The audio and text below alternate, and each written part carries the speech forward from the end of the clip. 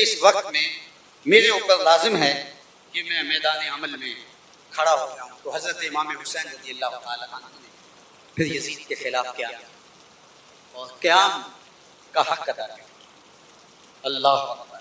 مشکل وقت میں انسان اپنے بچوں سے مجبور ہو جاتا ہے، خواتین سے مجبور، بوڑھوں سے مجبور، بھوک کمر توڑ دیتی، پیاس سے انسان نڈھال ہو جاتا، خوف توڑ کے رکھ دیتا ہے.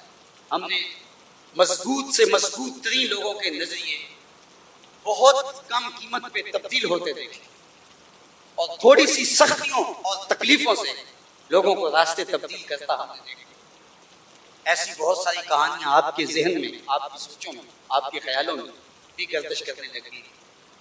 لیکن 6 ماہ کے علی اصغر سے لے کر کے حضرت امام حسین تک، خواتین سے لے کے مقدرات اسلام سے لے کر کے زخمیوں اور بیماروں تک، حضرت امام حسین رضی اللہ تعالیٰ عنہ کا ہر ساتھی اس قیام میں آپ کے سامنے اس طرح کھڑا ہے کہ جب 9 کی شب کو چراغ بجھا دیتے ہیں کہ لوگوں اگر تم جانا بھی چاہو تو ایک دوسرے سے جھجک کر کے تم شاید نہ جا رہے ہو تو اندھیرے میں چلے جاؤ، میں تم سے مواخذہ بھی نہیں کروں گا، تم سے ناراض بھی نہیں، لیکن حالات کا رخ ایسا ہے کہ یہ میری جان کے در پہ ہیں اور میری جان کے بعد یہ کسی سے ان کو سروکار بھی نہیں ہوگا، لہٰذا تم جاؤ اور اپنے خاندانوں اور قبیلوں سے جا کے مل جاؤ، میں تمہارے لیے خیر خواہ ہوں گا اور تمہارے لیے نہ کوئی ناراضگی کے آثار میرے دل میں ہوں گے اور نہ میں تمہارے لیے کوئی اس طرح کی سوچ رکھتا ہوں. اور چراغ بجھا دیتے ہیں اور تھوڑی دیر بعد جب چراغ جلایا ہوتا ہے تو لوگ حضرت امام حسین کے سامنے اسی طرح موجود ہیں. تو یہ استقامت کے لیے حضرت امام حسین رضی اللہ تعالیٰ نے قیام کیا ہے. تو ان مشکل حالات کے اندر 22,000 کا لشکر، یہ تو کم روایت ہے، 70,000 تک کے لشکر کی، 1,20,000 تک کے لشکر کی روایات کی، بعض روایات میں 30,000 کے لشکر کی روایت تو بہت سارے لوگوں نے لکھی، لیکن 22,000 کے لشکر کی جو تعداد ہے یہ سب سے متعدد. 22,000 کے مقابلے میں 72 افراد شہید ہوئے. ٹوٹل خاندان اہل بیت اور دیگر اعیان و انصار کو شامل کر لیتے 145 افراد جو کربلا میں پہنچے اور ڈٹے رہے. کچھ شہید کر دیے گئے، کچھ قیدی بنا دیے گئے. تو 145 کے مقابلے میں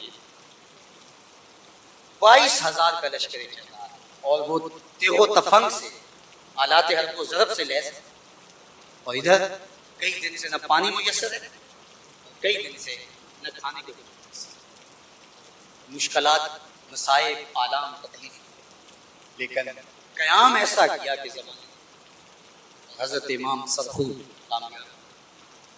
اللہ اکبر. آپ جانتے ہیں کہ شہادت گواہی کو کہتے ہیں. گواہی زبان سے دی جاتی ہے، لیکن جب مقدمہ بہت بڑا ہو اور حق اور سچائی کو دبانے والا بہت بڑا ظالم ہو تو پھر زبان سے نہیں، خون سے گواہی.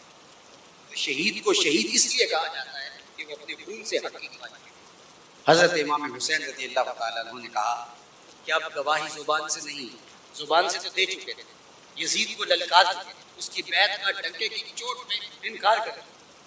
حضرت امام حسین رضی اللہ تعالیٰ عنہ کا اتنا قیام ہی کافی تھا کہ جو کہہ دیا مثلی لا یبایع مثلہ، میں نہیں بیعت کروں. اور دارالامارت کے اندر مدینے میں بھی یہی کہا، مکے میں بھی یہی کہا.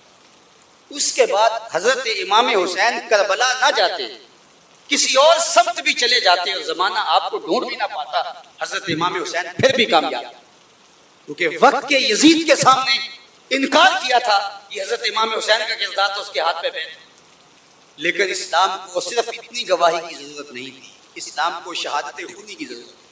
اور حضرت امام حسین کا قیام منتج ہوا اس شہادت پر، اور پھر وہ شہادت صرف امام حسین کی نہیں، 6 ماہ کے لیے اصغر کی بھی، علی اکبر کی جوانی بھی دی، اور خاندان کے اعیان و انصار نے بڑھ بڑھ کے جانے والی اور دنیا کے سامنے بتایا کہ یزید اپنی تمام تر کوششوں کے باوجود حضرت امام حسین سے بنا. اللہ اکبر. یزید نے ابن زیاد کو متعین کیا، نعمان بن بشیر، ان کو وہاں سے معزول کر دیا اور کہا کہ یہ کام تم کر سکتے. اور یہ بہت ظالم اور جابر اور سخت، اتنا بڑا لالچ دیا گیا. عمر بن سعد کو تہران کی حکومت اور تخت و تاج کا لالچ دے کر کے اس کو پیغمبر رسول کے سامنے لایا۔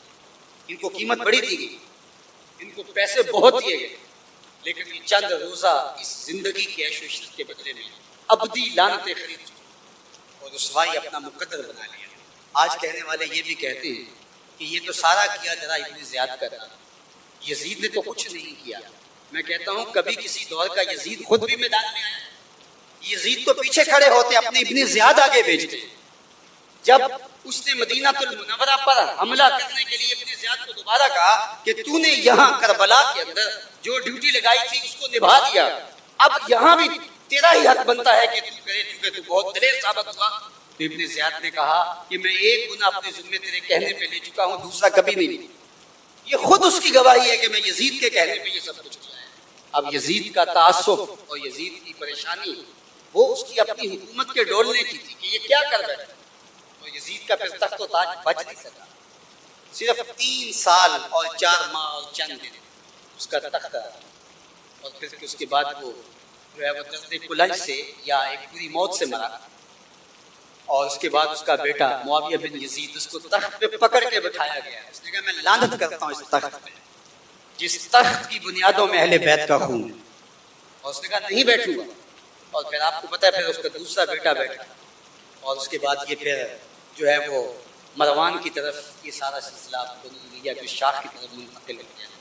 یزید نے رسوائیاں خرید لی اور ذلت و رسوائی اپنے نام کر لی، اور امام حسین رضی اللہ تعالیٰ عنہ نے، میں ایک بات آج سے کئی سال قبل کہی تھی کہ جب ہم بچپن میں واقعہ کربلا پڑھتے تھے اور امام حسین کی شہادت اور پھر وہاں سے ایسے مڑ جانا، پھر وہ بن یزید ریاحی کا گھیر کر کے لے آنا، بعد میں اس کا بھی امام حسین کے ساتھ آ جانا، تو وہ ایک دل میں عجیب تھی کہ حر بن یزید ریاحی اللہ اسے پہلے ہی سمجھ لیتے تھا، تو وہاں سے امام حسین کہیں اور چلے جاتے ہیں۔ اس طرح بہت ساری چیزیں ذہن میں آتی تھی، لیکن میں نے کہا کہ اگر امام حسین واقع کربلا میں شہید نہ ہوتے تو کیا آج ہمارے اندر موجود؟ ظاہر ہے موت تو برحق ہے، موت نے تو آنا ہی، لیکن حضرت امام حسین رضی اللہ تعالیٰ عنہ واقعہ کربلا میں شہید ہو کر کے آج بھی ہمارے اندر موجود، ہماری روحوں میں بس گئے، ہمارے دلوں میں دھڑکن کی طرح رہتے ہیں۔ ان کا ذکر ہماری روحوں کو تازگی دیتا ہے اور ہمارے بدن کی حرارت کا سبب بنتا ہے، اور ہمارے نظریوں کو قوت دیتا ہے، اور ظلم کے خلاف، جبر اور جور کے خلاف جو طاقت، توانائی، ہمت، جسارت اور طاقت پیدا ہوتی ہے وہ حضرت امام حسین رضی اللہ تعالیٰ عنہ کا عمل ہے۔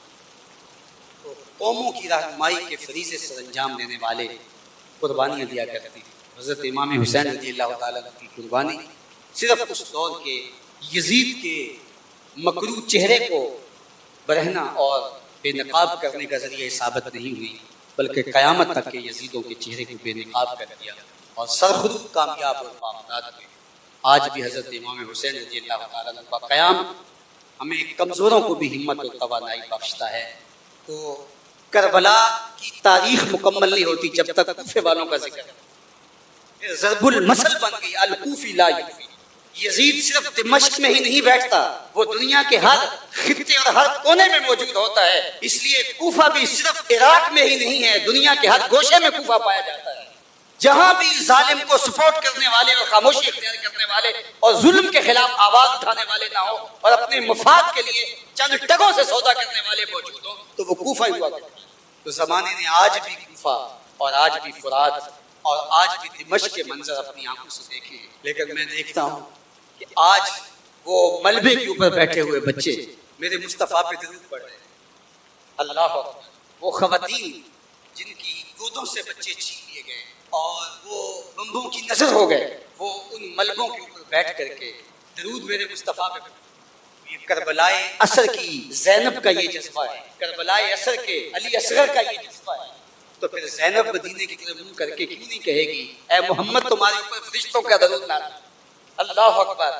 پھر وہ 6 ماہ کے بچے استقامت کے کوہ گراں کیوں نہیں بنیں گے؟ تو آج ان سے حرارت لے کر کے یہ طاقت اور توانائی اس دور کے بچوں کے اندر پیدا ہو گئی، اور اگر دنیا کے سامنے حسین بن علی کی مثال تو ظلم اور جور اور جبر اور زیادتی کے مقابلے میں کھڑا ہونے کی کہیں کوئی ہمت نہیں۔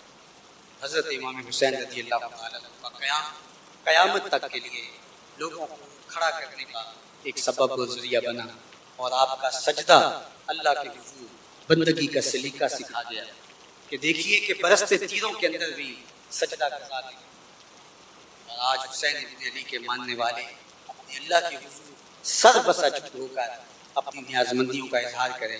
مسلمان اللہ کا نیاز مند ہے، اس کا غلام ہے، اس کا نوکر ہے، اور کسی ظالم، کسی جابر اور کسی یزید اور کسی فاسق اور ابن زیاد اور کسی شمر اور کسی خولی کے آگے سر نگو ہونے والا نہیں ہے۔ تو حضرت امام حسین رضی اللہ تعالیٰ عنہ کا یہ سفر اور یہ قیام اور یہ سجدہ ہمارے لیے خزرہ بن کے کائنات کے اوپر ایسا چھایا کہ صدیاں گزرنے کے باوجود بھی ان کی یادوں کے چراغ کبھی بجھنے نہیں پائیں گے۔ حضرت امام حسین رضی اللہ تعالیٰ عنہ کے لیے ہماری عقیدتیں، ہماری محبتیں، ہمارا سب کچھ قربان۔ اللہ اکبر! جو جوان بیٹے کی میت پر نہ رویا وہ حسین، جس نے سب کچھ کھو کے کچھ نہ کھویا وہ حسین، مرتبہ اسلام کا جس نے دوبالا کر دیا، خون نے جس کے دو عالم میں اجالا کر دیا، جو محافظ تھا خدا کے آخری پیغام، جس کی نبضوں میں مچلتا تھا لہو اسلام، وہ کہ سوزے غم کو سانچے میں خوشی کے ڈھال کے مسکرایا موت کی آنکھوں میں آنکھیں۔ یہ حسین ابن علی تھے کہ موت کو دیکھ کر بھی حسین ابن علی میدان عمل میں موجود ہے۔ تیرے برہنہ لیے قضا کہتی ہے، حسین میں توڑ کے رکھ دوں۔ اللہ اکبر! میرے سامنے جو آتا ہے پھر وہ اپنا دفاع نہیں کر پاتا، لیکن حسین نے کہا میں امر ہو جاؤں گا، زمانہ حسین ابن علی کے جو ہے وہ اس قیام کو یاد رکھے گا اور اس سجدے کو یاد رکھے گا۔ آج ظالم کا ظلم اور جبر دنیا جو ہے وہ اس کو لعن و نفری کے انداز میں دیکھنے لگی، اور حضرت امام حسین کا قیام اور سجدہ آج دنیا کے لیے روشن مثال ہو گیا۔ اللہ تعالیٰ حضرت امام حسین رضی اللہ تعالیٰ کی برکتیں، آپ کے سینے کی حرارتیں، آپ کے قیام کے وہ جذبے اور آپ کے سجدے کا وہ جمال اور نور ہمیں نصیب فرمائے۔ وآخر دعوانا